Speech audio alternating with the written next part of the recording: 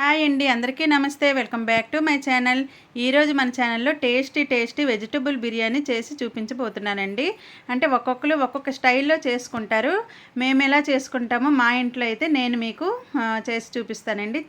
చాలా బాగుంటుంది. నార్మల్ రైస్తోనే నేనైతే ఈ బిర్యానీ అయితే చేసుకుంటానండి. ఇంకా ఇది ఎంత టేస్ట్గా ఉంటుందంటే నేను చెప్పలేను. మీరు కూడా ఒకసారి తయారు చేసి చూడండి ఎలా వస్తుందో. ఇంకా చాలా ఈజీ ప్రాసెస్లో చేసుకోవచ్చండి. ఇప్పుడు ఇది ఎలా తయారు చేయాలి ఏంటి అనేది మీకు చూపిస్తాను. దీనికోసం నేను ఇలా వెజిటేబుల్స్ని కట్ చేసుకున్నానండి. మష్రూమ్తో చేస్తున్నాను ఎక్కువగా. ఇలా మష్రూమ్ని కట్ చేసుకున్నాను. బీన్స్ని కూడా చూడండి ఇలా కట్ చేసుకున్నాను. ఇంకా స్వీట్ కార్న్ కొద్దిగా వేసుకుంటే చాలా టేస్ట్గా ఉంటుందండి. ఇంకా మిల్ మేకర్ని కాస్త వేడి నీళ్ళలో వేసుకొని తీసి మనం ఇలా పక్కన పెట్టేసుకోవాలండి. ఇంకా మష్రూమ్ అయితే ఇలాంటి మష్రూమ్ అయితే చాలా బాగుంటుందండి. మేమైతే ఎక్కువగా ఈ మష్రూమ్నే వాడతాము. ఇంకా క్యారెట్ కొద్దిగా వేసుకోవాలి. ఇంకా మీకు ఉన్నదంటే పచ్చి బఠానీ వేసుకోవచ్చండి. నా దగ్గర అయితే లేదు. అది వేసుకుంటే కూడా చాలా బాగుంటుంది.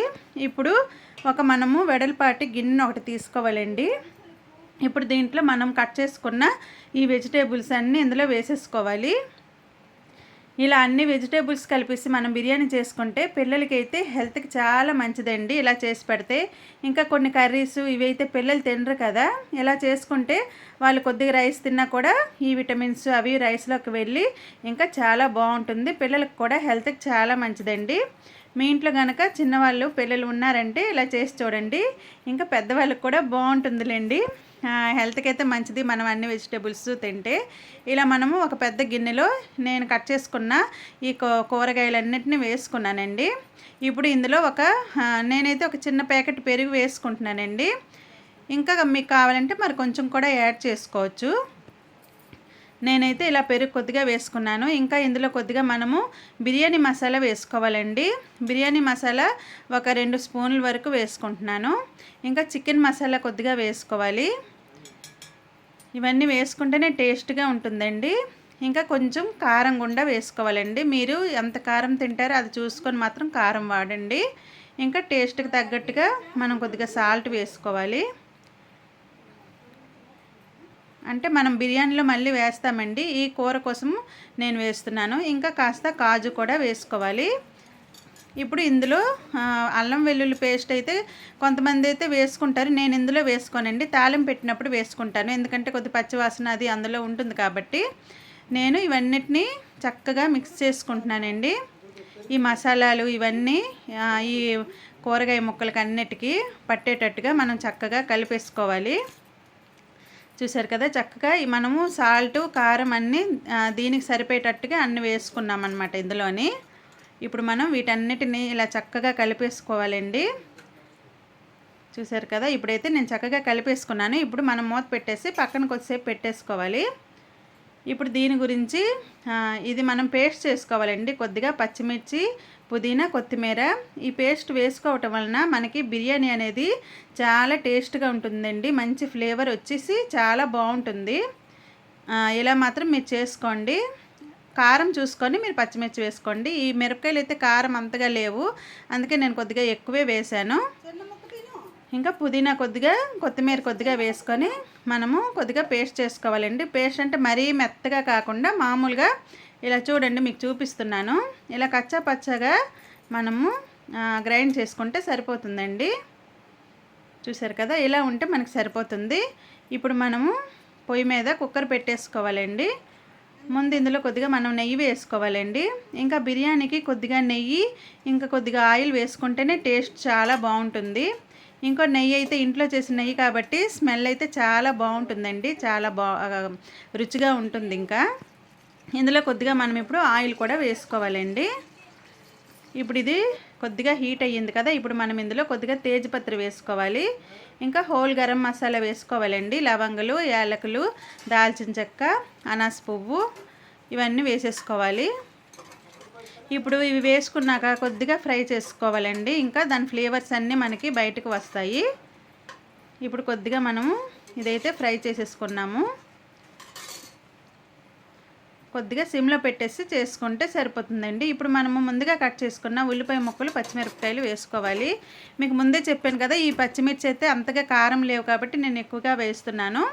మీరు కారం ఇంకా చూసుకొని తగ్గించుకున్నా మీరు ఎంత తింటారో అది చూసుకొని మీరు వేసుకోవచ్చండి. ఎందుకంటే మనము కొంచెం కారం వేసాము, ఇంకా పేస్ట్లో కొంచెం మిర్చి వేసాము, ఇప్పుడు ఇందులో కూడా వేస్తున్నాము. అది మీరు చూసుకొని వేసుకోవాలి. మీరు ఎంత కారం తింటారో దాన్ని బట్టి మీరు వేసుకుంటే సరిపోతుంది. ఇప్పుడు ఉల్లిపాయ ముక్కలు చక్కగా వేగిపోవాలండి. ఇందులో అల్లం వెల్లుల్లి పేస్టు ఒక 2 స్పూన్స్ వరకు నేనైతే వేసుకున్నానండి.